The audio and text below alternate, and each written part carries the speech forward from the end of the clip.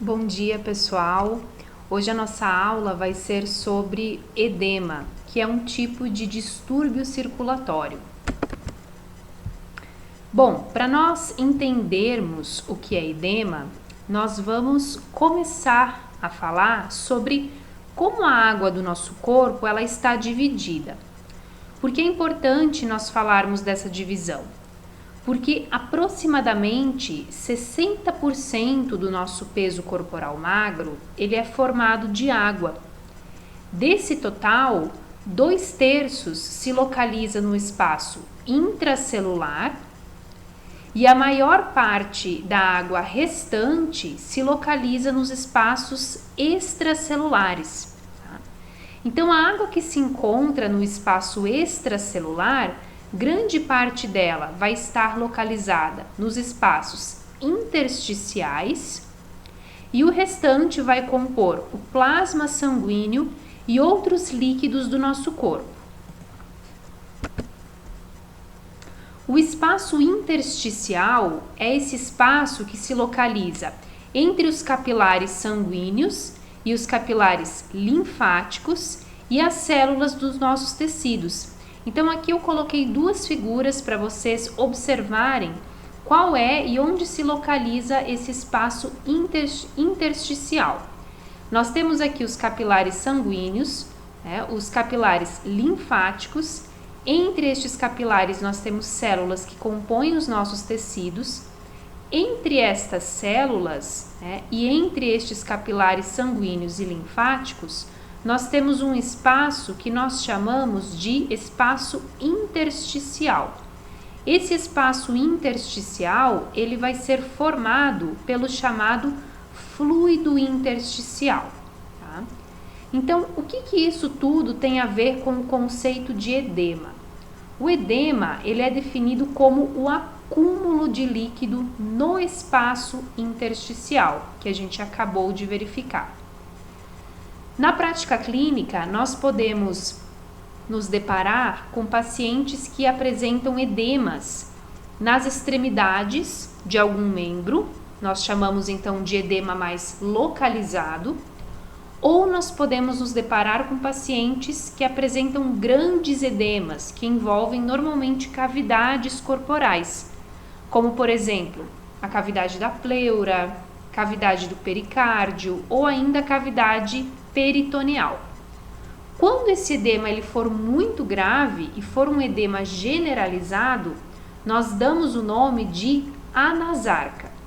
Então, de agora em diante, a gente vai ver algumas figuras que representam esse edema mais localizado ou um edema um pouco mais grande, um pouco mais grave, que é o edema que se localiza nas cavidades corporais, bem como o anasarca.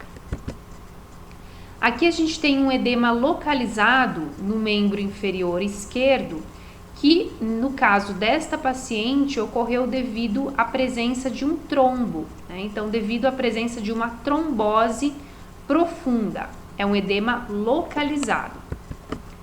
Nós também podemos ter um edema em cavidades. Aqui nós temos um edema envolvendo a cavidade peritoneal, no peritônio. Quando a gente tem esse acúmulo de líquido na cavidade peritoneal, nós chamamos este edema de ascite ou de hidroperitônio. Mas nós também podemos nos referir a um edema mais grave e generalizado. Então, a anasarca é um tipo de edema onde se observa um inchaço profundo dos tecidos, de praticamente todos os tecidos subcutâneos, e também um acúmulo de fluido, de líquido, nas cavidades corporais. Então, vocês percebem que o indivíduo ele está totalmente edemaciado, por isso que é um edema considerado mais grave. Bem, por que o edema ocorre? Para que ocorra um edema no nosso corpo, deve haver, inicialmente, uma quebra dos mecanismos que controlam a distribuição do volume de líquido no espaço intersticial. Ou seja, em condições fisiológicas saudáveis, existe um movimento de fluido ou de líquidos que ocorre entre os vasos sanguíneos e este espaço intersticial. Só que esse movimento de líquidos que ocorre em condições fisiológicas normais vai ser de um pequeno fluxo de líquido, que vai acabar sendo drenado pelos vasos linfáticos, representados aqui em verde. Esse equilíbrio, esse estado de equilíbrio, vai ser regulado basicamente por duas pressões diferentes. Então, quais são as duas pressões envolvidas no controle nesse estado de homeostase dos nossos líquidos corporais? Nós temos a pressão hidrostática ou pressão hídrica, tá? E nós temos também a pressão osmótica coloide ou pressão também chamada de oncótica. Quando a gente fala em pressão hidrostática ou hídrica, é aquela pressão que está sendo exercida pela água do plasma. A água do plasma ela vai exercer uma pressão na parede dos vasos sanguíneos e essa pressão vai ser responsável pela saída de água, pela saída de fluido para esse espaço intersticial. Da mesma forma, nós temos a pressão osmótica. Essa pressão osmótica ela vai ser exercida pelas proteínas do plasma, como por exemplo a albumina. Então essa pressão osmótica exercida por estas proteínas plasmáticas, ela vai ser responsável por puxar ou reter este fluido, esta água, para o interior dos vasos sanguíneos.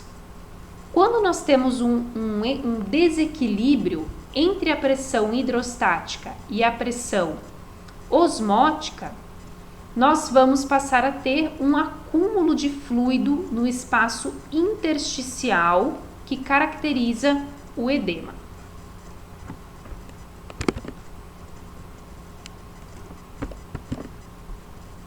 Bem, quais são as causas do edema? Aqui eu listei para vocês as principais causas do edema. Tá? Então, nós podemos ter o edema ocorrendo quando no nosso corpo há uma pressão hidrostática aumentada, quando há uma pressão osmótica plasmática reduzida, devido a alguma obstrução linfática ou devido à retenção de sódio e água nesses capilares sanguíneos. A pressão hidrostática aumentada, a primeira causa que a gente vai falar, ela vai ocorrer em situações em que se observa um aumento local da pressão ou uma obstrução intravascular, ou ainda quando se observa um aumento generalizado da pressão venosa. Tá? Então, um aumento local da pressão vascular ou uma obstrução intravascular, ou seja, quando há algo obstruindo o fluxo sanguíneo normal dentro dos vasos sanguíneos, pode ocorrer, por exemplo, na presença de uma trombose, na presença de um trombo em uma perna, onde eu vou ter, nesse caso, um edema que permanece restrito à porção distal da perna afetada, tá? Que é o caso da figura que a gente viu anteriormente.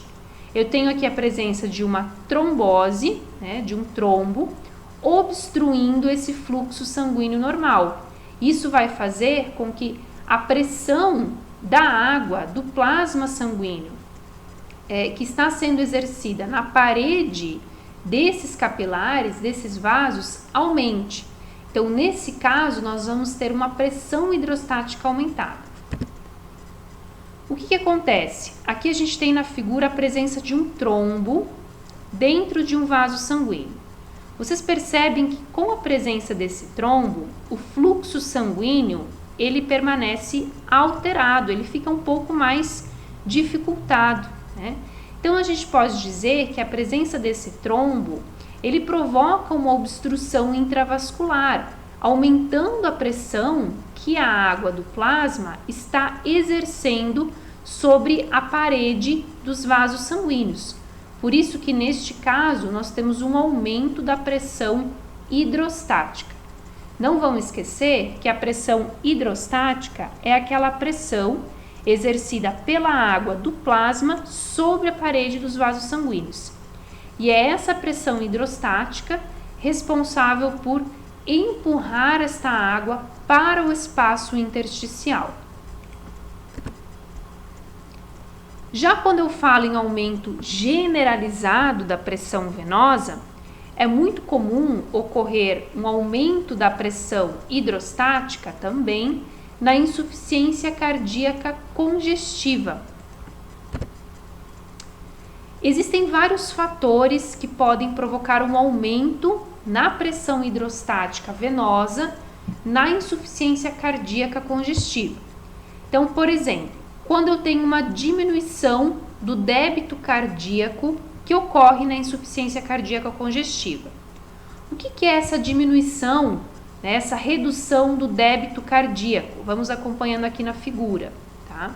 Essa redução do débito cardíaco, ela se refere a uma quantidade de sangue que está sendo bombeada de forma insuficiente pelo ventrículo esquerdo do coração para a artéria aorta a cada minuto.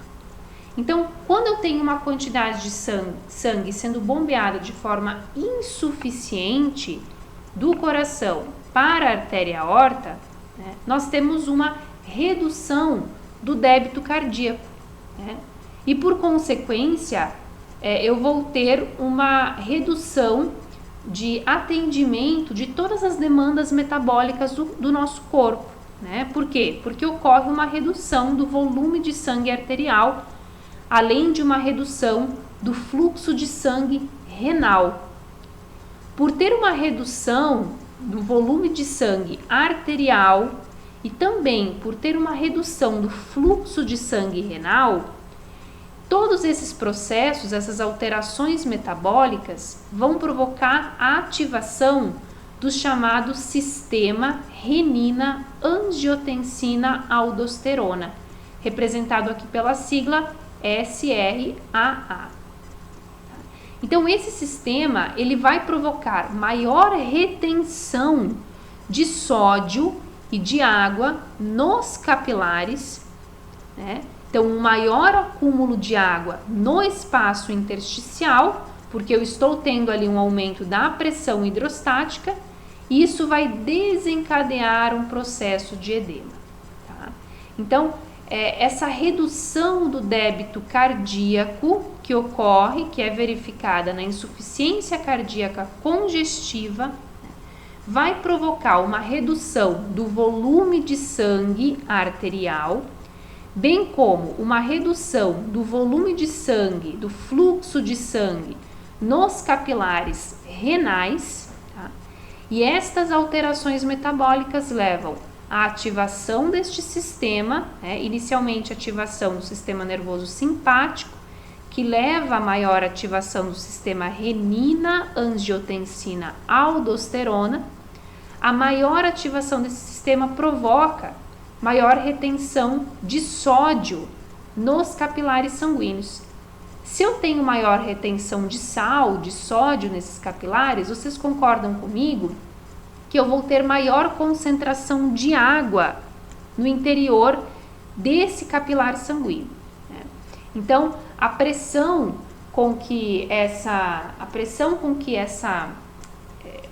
hidrostática, né? A pressão com que essa água do plasma vai estar exercendo sobre a parede dos vasos vai ser muito maior.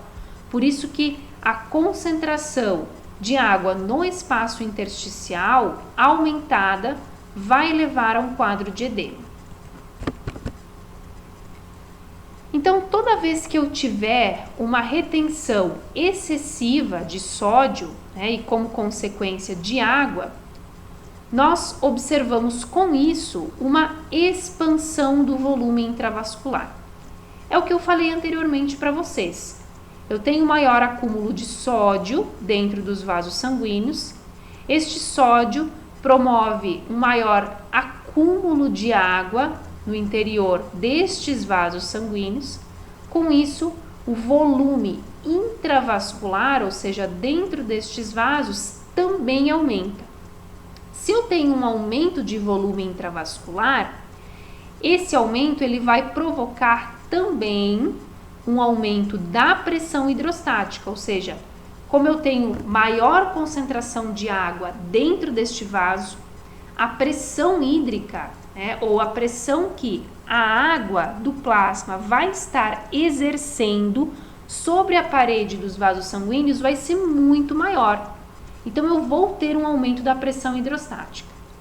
Ao mesmo tempo, eu vou ter uma diminuição da pressão osmótica plasmática. E estes fatores levam à ocorrência de edema, né? Esses mecanismos que eu acabei de explicar para vocês ocorrem em quais tipos de doenças?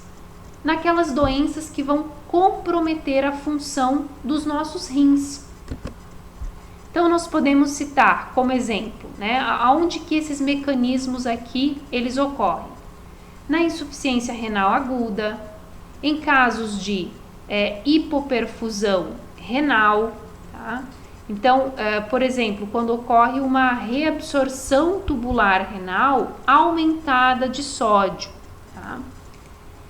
Em casos de glomerulonefrite pós-estreptocócica, essa glomerulonefrite, ela é uma complicação renal autoimune que vai aparecer somente semanas depois de uma infecção por estreptococcus. Então, nessas doenças renais, além de eu ter um aumento da pressão hidrostática, eu vou ter também uma perda muito grande de albumina pela minha urina. Tá? Por isso que a pressão osmótica, ela também reduz. Estes fatores combinados levam à ocorrência de edema no paciente.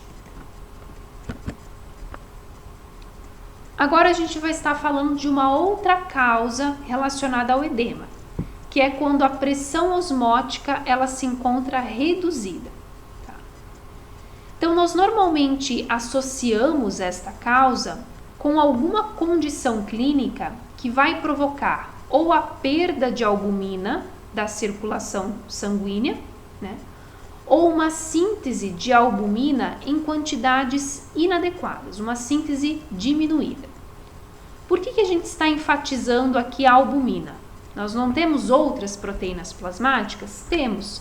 Só que a albumina ela é responsável por quase metade das nossas proteínas plasmáticas totais. Então, quando a gente fala em redução da pressão osmótica plasmática, nós nos referimos principalmente à perda de albumina da circulação e a uma síntese diminuída de albumina. Em quais situações patológicas que estas duas principais causas elas vão ocorrer? Essas duas principais causas elas podem ser observadas, por exemplo, em síndromes nefróticas, né? No caso de cirrose hepática, aquele paciente que vai ter ascite, mostrei uma figura antes para vocês. No caso da desnutrição proteica, né? Ou ainda frente a alguma gastroenteropatia perdedora de proteína. No caso de doenças hepáticas graves, né? Por exemplo, na cirrose, ou ainda na desnutrição proteica, eu vou ter uma redução da síntese de albumina. Então, se eu tenho uma diminuição da síntese dessa proteína plasmática, vocês concordam comigo que a pressão osmótica plasmática ela vai diminuir, né? Ou seja, essa pressão, essa força que estas proteínas vão estar exercendo para puxar ou reter a água para dentro do vaso sanguíneo, ela vai estar diminuída. Por isso que o acúmulo de água vai permanecer aonde? No espaço intersticial e não dentro do capilar sanguíneo. Aqui nós temos os mecanismos de um outro exemplo, que é no caso das síndromes nefróticas. Então, quando há uma lesão nos glomérulos renais, as membranas ou os capilares que estão circundando esses glomérulos renais, ficam danificadas. Quando eu tenho uma alteração destas membranas, essas membranas elas passam a extravasar líquido, levando a uma perda muito grande de albumina, né, na urina e de outras proteínas plasmáticas também, que é o que a gente chama de proteinúria, quando eu tenho uma perda muito grande de proteína, no caso aqui de albumina principalmente, na urina do paciente. A alteração, o dano nestas membranas que circundam os glomérulos também vão provocar um desenvolvimento de edema generalizado, né? Por quê? Porque eu tenho uma hipoalbuminemia, uma redução da concentração de proteína plasmática, de albumina, né, nesses capilares sanguíneos, nos vasos sanguíneos. Consequentemente, eu tenho uma redução da pressão oncótica, que leva à ocorrência de um edema, como nós já falamos anteriormente. Quando eu falo em alteração da membrana que circunda esses glomérulos renais, eu estou me referindo a esta membrana que está circundando os glomérulos e que é responsável pela filtração glomerular, né, juntamente com outros componentes ali renais, tá? Então, essa membrana aqui em verdinho, talvez vocês consigam ver, essa membrana ela vai estar danificada, tá?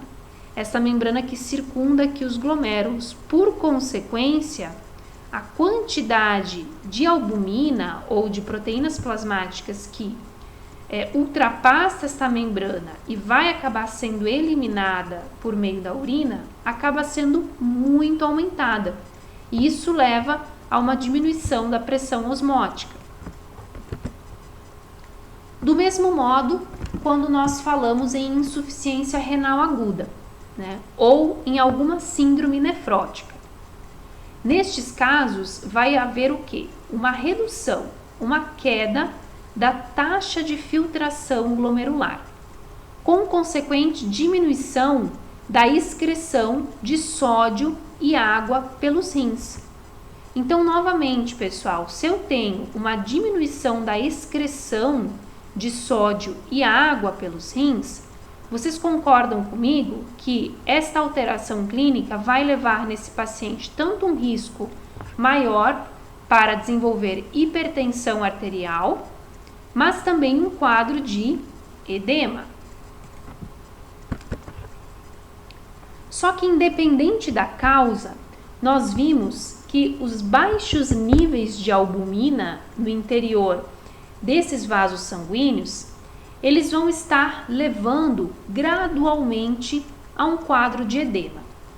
E esse quadro de edema, ele vai estar associado a 3 alterações clínicas: a um volume intravascular reduzido, a um quadro de hipoperfusão renal, que é quando ocorre uma reabsorção tubular renal aumentada de sódio, e diante de um quadro de hiperaldosteronismo secundário, que é quando há um aumento da produção adrenal de aldosterona em resposta a um estímulo extraadrenal. Ou seja, né, não é algum problema nas glândulas adrenais que estão provocando essa maior produção de aldosterona. A própria hipovolemia renal pode levar a esta maior produção de aldosterona. A hipovolemia, ela vai ocorrer quando nós temos uma redução do volume intravascular, uma redução do fluxo sanguíneo e de água no espaço intravascular. E aí nós vamos lembrar também que a aldosterona, que está sendo sintetizada em maior quantidade, ela provoca maior retenção de sódio, levando a um aumento da pressão arterial e também levando a um quadro de edema.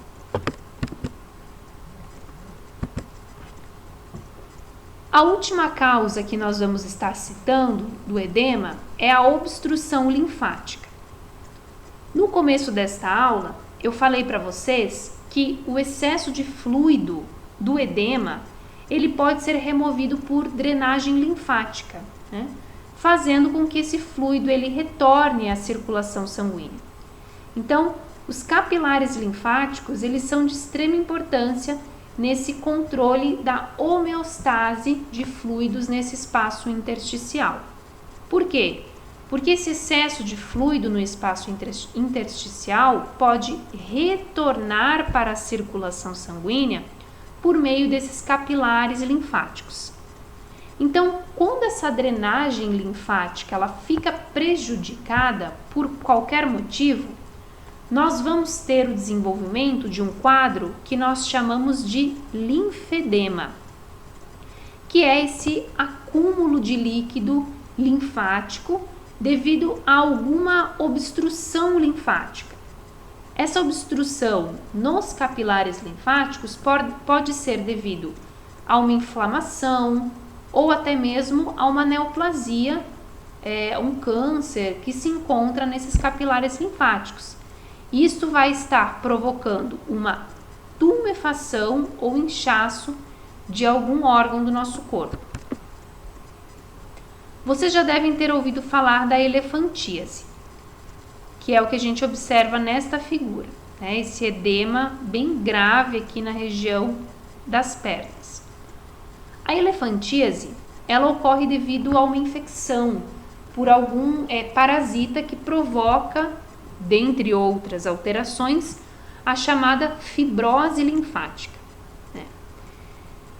Então, nós vamos ter, nesse caso, uma obstrução nos capilares linfáticos, impedindo essa drenagem de fluido pelo sistema linfático adequado. Como nós temos um acúmulo de líquido, nós temos esse edema ocorrendo. Também pode ocorrer obstrução linfática em mulheres que apresentam câncer de mama e que passam por alguma terapia, tá? Porque pode ocorrer linfedema como uma complicação dessa terapia. Então, quando a mulher com câncer de mama ela é submetida a uma ressecção ou uma irradiação dos linfonodos axilares, eles podem estar se rompendo, esses linfonodos podem estar se rompendo e obstruindo a drenagem linfática, resultando em um linfedema na região do braço, por exemplo.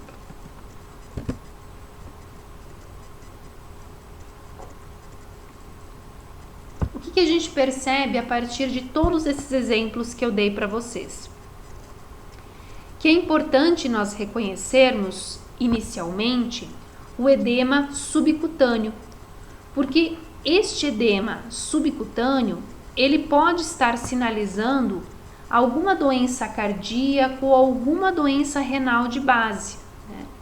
Até porque quando esse edema ele for significativo, ele pode inclusive comprometer processos de cicatrização de feridas ou até mesmo comprometer a eliminação de infecções. Nós também podemos nos deparar com o chamado edema pulmonar.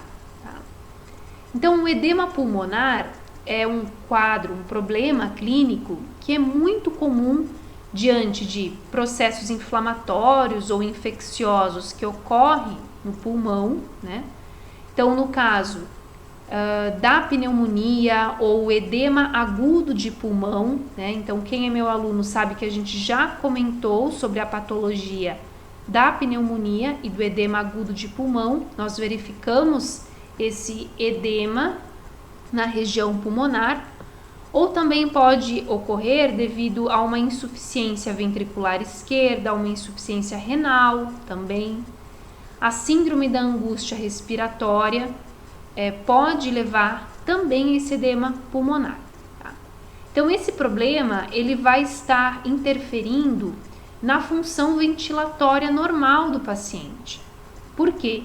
Porque ele vai impedir a difusão normal de oxigênio entre as membranas, né? E isso pode, inclusive, facilitar quadros de infecção, além de provocar problemas no processo respiratório.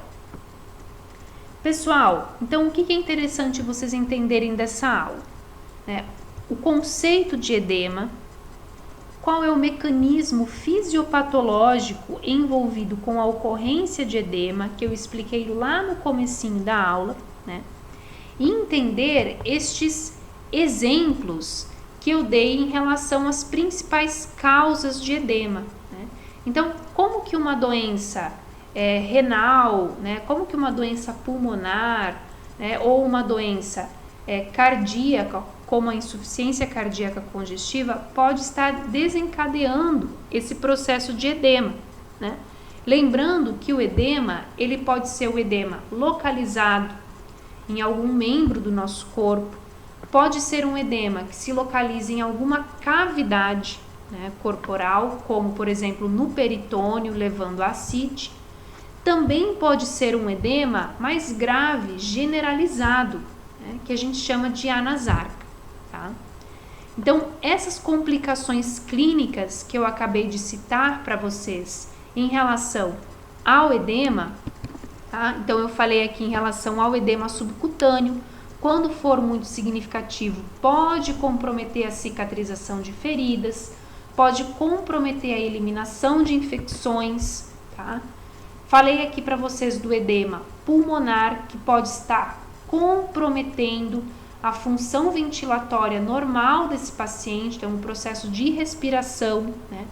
Pode estar facilitando também quadros de infecção nas vias respiratórias. É interessante nós também entendermos essas complicações clínicas do edema, né? O que esse edema ele pode provocar nesse paciente, tá? Bem, o que precisa ficar claro em relação ao edema, que o edema ele vai ocorrer quando nós temos um desequilíbrio entre a pressão hidrostática e a pressão osmótica ou oncótica. Lembrando que a pressão hidrostática é aquela pressão exercida pela água do plasma sobre a parede dos vasos sanguíneos. Já a pressão oncótica ou osmótica é aquela pressão responsável por puxar ou reter a água para o interior, para dentro dos vasos sanguíneos. A pressão oncótica ela vai ser exercida pelas proteínas do plasma, como por exemplo a albumina, e ela vai ser o contrário dessa pressão hídrica. Nós também podemos ter um quadro de edema quando a gente tem algum processo de obstrução linfática. Lembrando que os vasos linfáticos, eles atuam nesse equilíbrio de fluidos no espaço intersticial. Eu espero que vocês tenham gostado desta aula e nas próximas aulas a gente vai estar falando de um outro problema relacionado a distúrbios circulatórios.